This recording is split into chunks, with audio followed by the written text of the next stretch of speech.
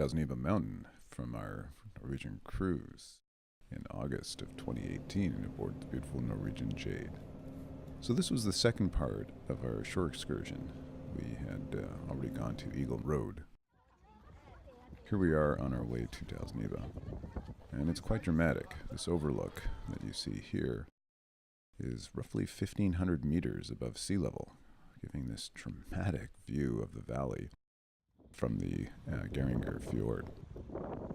It can be a pretty busy spot up by the skywalk here, but if you leave that area, which is just full of tour buses, you can wander around the top of the mountain and see some compelling views of the glaciers.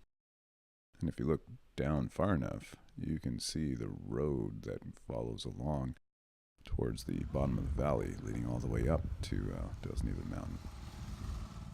It was pretty cold up there and pretty windy relative to the temperatures that we were experiencing at sea level. Now, when I say pretty cold, we may have been 15 Celsius, 12 to 15 Celsius or so. Enough that it was important to wear a jacket for sure. But my goodness, talk about being at the top of the mountain. That's certainly the feeling that you have when you're up here. So there I am taking a few shots with the camera. A number of tourists actually come up here and build these trolls. And here's a bit of a close-up shot of what one of them looks like. But amazing vistas wherever you look. So we made our way back down from Dalsniba mountain, and you can see the hairpin turns that you have to follow all the way down. Road 63 is the same road that we followed for Eagle Road earlier in the day. The vistas are just as stunning here as they are closer to the Geiranger fjord.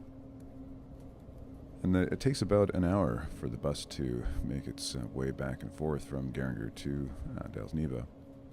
And that's if you're not running into a lot of the crowds. We found that because the roads in Norway generally are quite narrow, and these tour buses are trying to navigate all the way through, that once the traffic starts to build up, it can take a considerable length of time to make that journey. But we were fortunate in that we didn't have as heavy a traffic volume to worry about on our way back. You can see the wonderful views of the valley as we make our way back down to sea level. We did get a few holdups as we got closer to town, and this is kind of what it looks like. You see one bus after another trying to make its way through, and all the cars as well.